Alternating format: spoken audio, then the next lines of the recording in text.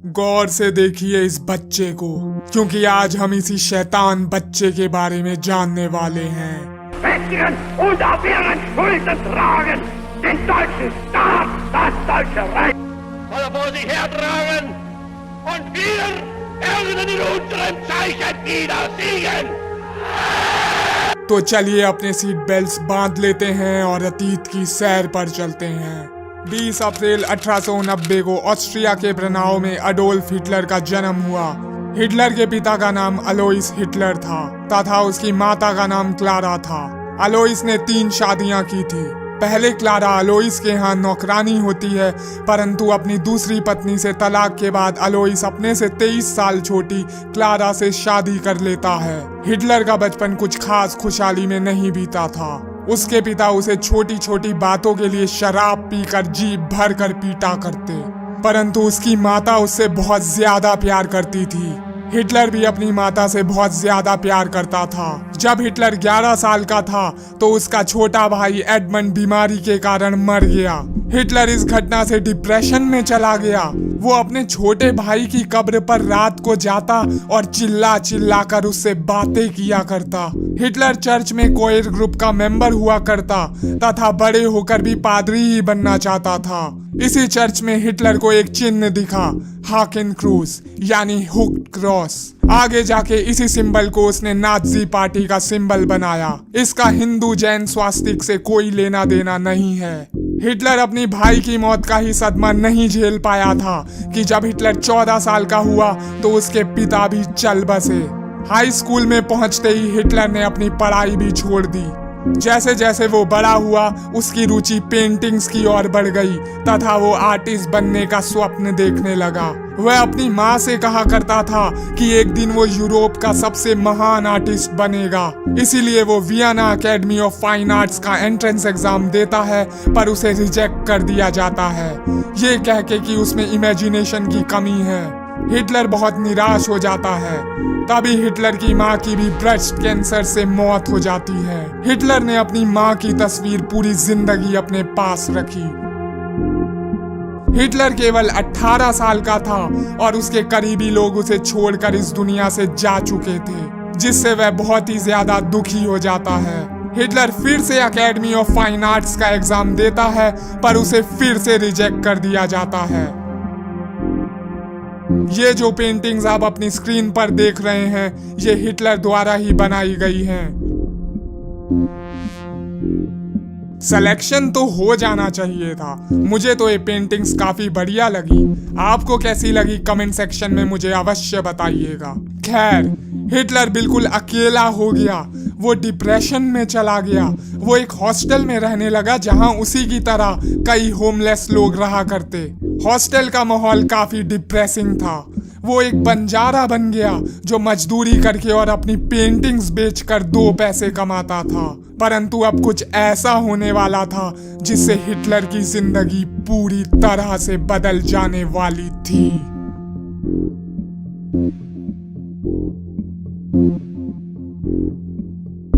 Hitler में पहले से ही जर्मन राष्ट्रवाद कूट कूट कर भरा होता है। जब 1914 में प्रथम विश्व युद्ध शुरू होता है तो हिटलर भी सेना में भर्ती हो जाता है। युद्ध के दौरान हिटलर को मैसेंजर का काम मिला। वो गोलियों और बमों की बरसात के बीच से होते हुए दौड़ दौड़ कर इंफॉर्मेशन एक जगह से दूसरी जगह तक पहुंचाता है, जो कि बेहद ही खतरों से भरा काम था।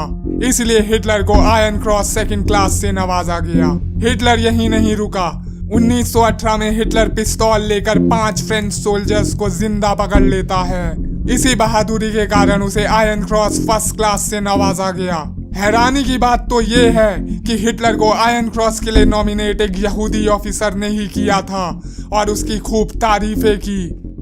युद्ध में हिटलर ने कई कठिनाइयां झेली। वो कई बार घायल हुआ, यहाँ तक कि एक बार तो हिटलर ब्रिटिशर्स द्वारा छोड़ी गई मस्टर्ड गैस से कुछ समय के लिए अंधा भी हो गया और 1 सितंबर 1918 को तो वो मरते मरते बचा। वह बहुत ज्यादा घायल था। वो इतना घायल था कि अपनी बंदूक भी नहीं उठा पा रहा था। तभी अचानक से हेनरी नाम के एक ब्रिटिश सैनिक ने उस पर बंदूक तान ली। हिटलर को मानो मौत दिख ही रही थी। हेनरी ट्रिगर दबाने ही वाला था कि उसको हिटलर की घायल अवस्था पर दया आ गई और वो हिटलर को जिंदा छोड़ देता है। हिटलर भी उसे थैंक यू बोलकर वहां से भाग जाता है। हेनरी को पता भी नहीं था कि उसकी इस दरियादिली की वजह से आगे क्या होने वाला है। परंतु हिटलर पहली बार मरते मरते नहीं बचा। जब वह 4 साल का था तब वह नदी में डूब रहा था, पर एक पादरी ने जाकर उसकी जान बचा ली। मानो नियति को दूसरा विश्व युद्ध ही मंजूर था।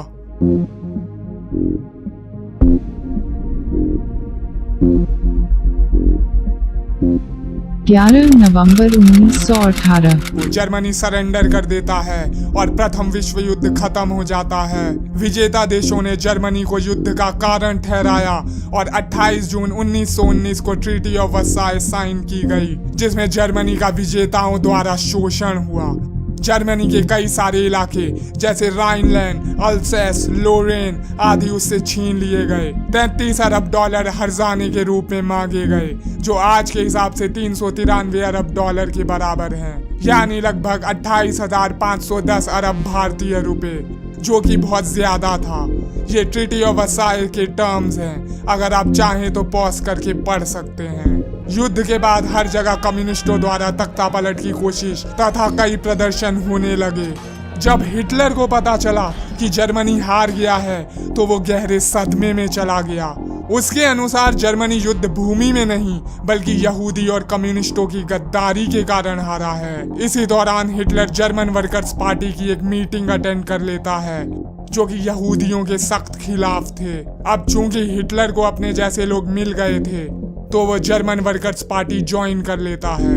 हिटलर इस पार्टी का मात्र 55वां मेंबर था। वो अपनी बोलने की कला से और ज्यादा लोगों को पार्टी ज्वाइन करवा लेता है तथा वो एक जाना माना नाम बन जाता है। हिटलर को जर्मन वर्कर्स पार्टी का हेड बना दिया जाता है तथा हिटलर एक पैरामिलिट्री फोर्स भी बनाता है, जिसे ऐसे ब्राउन शर्ट्स या स्टॉर्म ट्रूपर्स आदि नामों से जाना गया।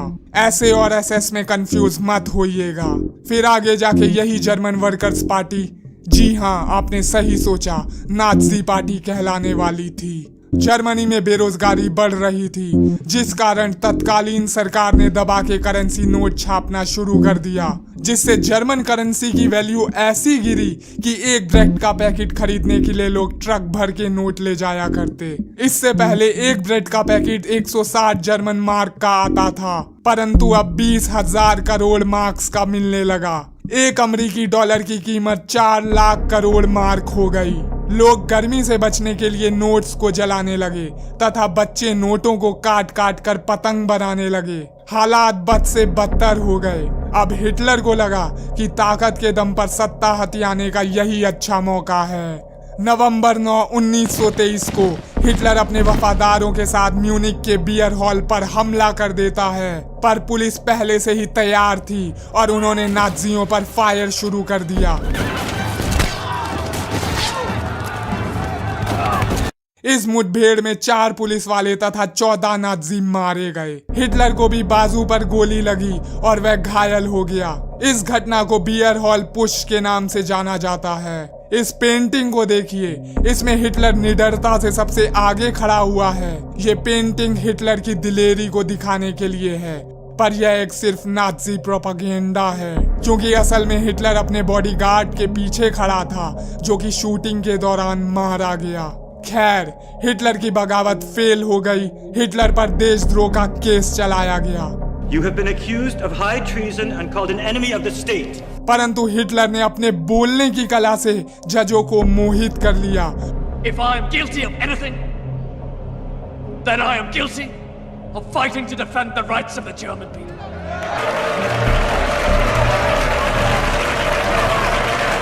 और उसे केवल 5 साल की सजा सुनाई गई, जिसे बाद में कम करके 9 महीने कर दिया गया। जेल में हिटलर ने अपनी कुख्यात ऑटोबायोग्राफी माइन कैम्फ लिखी, यानी मेरा संघर्ष। यदि वीडियो पसंद आ रही हो तो कृपया लाइक कर दीजिए। बियर हॉल पुच के बाद हिटलर को समझ आ गया कि उसे सत्ता क्रांति से नहीं बल्कि शांति से मिलेगी। इसलिए उसने 1928 में चुनाव लड़ा, परंतु हिटलर को केवल 647 में से 12 सीटें ही मिली। पर फिर कुछ ऐसा हुआ जिसे हिटलर की किस्मत चमक गई।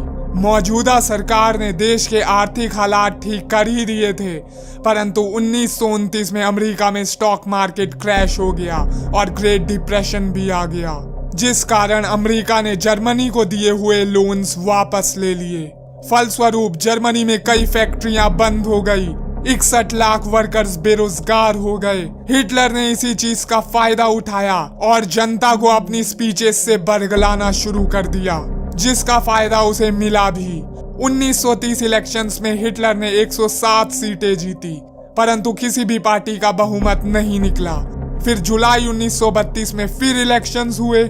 इस बार नाज़ी सबसे बड़ी पार्टी बनकर आई और हिटलर ने 230 सीटें जीती, परंतु बहुमत किसी का नहीं आया। ऐसे ही इलेक्शन होते रहे पर बहुमत किसी का भी नहीं आ रहा था और मौजूदा सरकार भी देश के बिगड़ते हालात ठीक नहीं कर पा रही थी। परंतु फिर अचानक से प्रेसिडेंट हिंडनबर्ग ने 30 जनवरी 1933 को हिटलर को जर्मनी का चांसलर बना दिया। मार्च में हिटलर फिर इलेक्शन करवाने वाला था, परंतु एक 24 साला कम्युनिस्ट ने जर्मन पार्लियामेंट में आग लगा दी। आग तो पार्लियामेंट में लगी पर फायदा हिटलर को हुआ। हिटलर ने लोगों को और भड़काना शुरू किया और मार्च 1933 को हिटलर ने 288 सीटें जीत ली। अब हिटलर ने खुद को एक डिक्टेटर घोषित कर दिया। सारी विरोधी पार्टियों को अवैध घोषित कर उनमें पाबंदी लगा दी। 1934 में हिटलर ने खुद को फ्यूरर घोषित कर दिया, यानी दी सुप्रीम लीडर, तथा 17 से 25 साल की उम्र के लड़कों के लिए फौज ज्वाइन करना कंपलसरी कर दिया। हिटलर के पास ताकत तो आ चुकी थी, परंतु अब उसे अपने सारे विरोधियों को मिटाना था। हिटलर की ऐसे ने उसके पॉलिटिकल अपोनेंट्स को मारना शुरू कर दिया। जो भी नाज़ियों का विरोध करता उन्हें कंसंट्रेशन कैंप्स में डाल दिया जाता, परंतु ये तो केवल शुरुआत थी। लंबे चाकुओं की रात तो अभी आने वाली थी।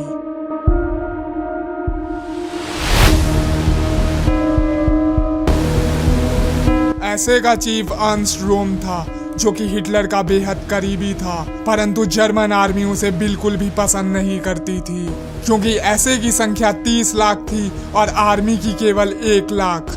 आर्मी को डर था कि रोम आर्मी को खत्म करके उन्हें ऐसे में मिला लेगा। वहीं दूसरी ओर हिटलर को भी डर था कि रोम ऐसे की मदद से कहीं उसी का ही तख्ता ना पलट दे। हिटलर ने रोम को मारने का प्लान बनाया। उसने रोम सहित कई सीनियर ऐसे ऑफिसर्स को मीटिंग के लिए एक होटल में बुलाया और 30 जून 1934 की सुबह हिटलर अपने बॉडीगार्ड्स के साथ होटल में घुसा और सबको अरेस्ट कर लिया। अगले ही दिन अर्नस्ट रोम और लगभग 200 से ज्यादा ऐसे ऑफिसर्स को कत्ल कर दिया गया। और जब इतना कत्लेआम चल रहा था, तब हिटलर टी पार्टी कर रहा था। हिटलर के बॉडीगार्ड्स पूर्व चांसलर कुर्ट वॉन श्नाइडर के घर गए और उसे गोलियों से भून दिया। गुस्टेव वॉन कार को कुल्हाड़ी से काट दिया। यह हत्याकांड पूरे 4 दिन तक चला। हिटलर की खुफिया पुलिस गस्टैपो ने जर्मनी के हर कोने से हिटलर के दुश्मनों को कत्ल कर दिया। यहाँ तक कि इस कत्लेआम में गलती से हिटलर के पक्के वफादार भी मारे गए। इस घटना को दुनिया the night of the long knifes के नाम से जानती है, जिसमें हिटलर ने 700 से 1000 लोगों की हत्या कर दी। हालांकि कई इतिहासकारों का यह भी कहना है कि मरने वालों की संख्या 1000 से भी ज्यादा थी।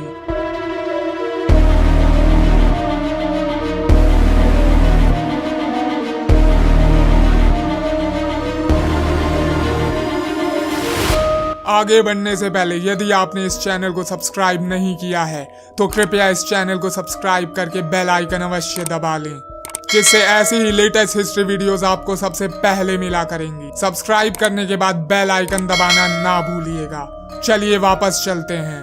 सत्ता में आने के बाद हिटलर ने पब्लिक वर्क्स के ऊपर काम करना शुरू कर दिया, जैसे हाईवेज आदि। हिटलर ने दबाकर हथियारों का प्रोडक्शन शुरू कर दिया, जिससे बेरोजगारी भी दूर हो गई। हर जगह हिटलर की वाह वाह होने लगी। उसने ट्रीटी ऑफ वर्साई की धज्जियां उड़ाते हुए एक बड़ी फौज तैयार कर ली। उसने ट्रीटी ऑफ वर्साई के तहत जर्मनी से छीने गए इलाकों पर वापस कब्जा कर लिया। हिटलर ने ऑस्ट्रिया, राइनलैंड, सुडेटेनलैंड, चेकोस्लोवाकिया पर कब्जा कर लिया। अब हिटलर की नजर पोलैंड पर थी, क्योंकि जर्मनी का कुछ हिस्सा पोलैंड के पास भी था। ब्रिटेन और फ्रांस उस पर युद्ध का ऐलान न कर दे, इसलिए उसने सोवियत यूनियन के साथ नॉन एग्रेशन पैक्ट साइन कर लिया। 1 सितंबर 1939 को हिटलर ने अपने 15 लाख सैनिकों के साथ पोलैंड पर हमला कर दिया तथा द्वितीय विश्व युद्ध शुरू हो गया। तो वहीं पूरब से सोवियत यूनियन ने भी पोलैंड पर हमला कर दिया। पोलैंड धराशाही हो गया। अब यहूदियों को निशाना बनाना शुरू हो गया। उन्हें डेथ कैंप्स में डाल मारना शुरू कर दिया। 1945 तक लगभग 60 लाख यहूदी हिटलर द्वारा मार दिए गए। यहूदियों के अलावा बड़ी संख्या में रोमानी जिप्सियों का भी कत्ल किया गया।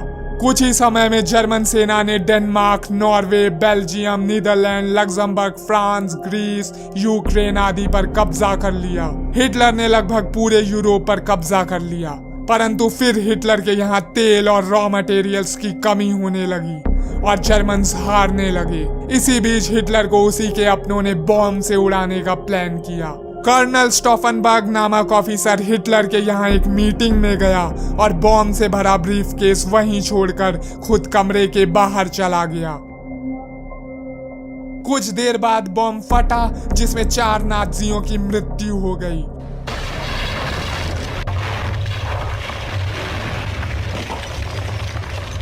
पर हिटलर बच गया। इसे 20 जुलाई प्लॉट या ऑपरेशन वल्कायरी के नाम से जाना जाता है।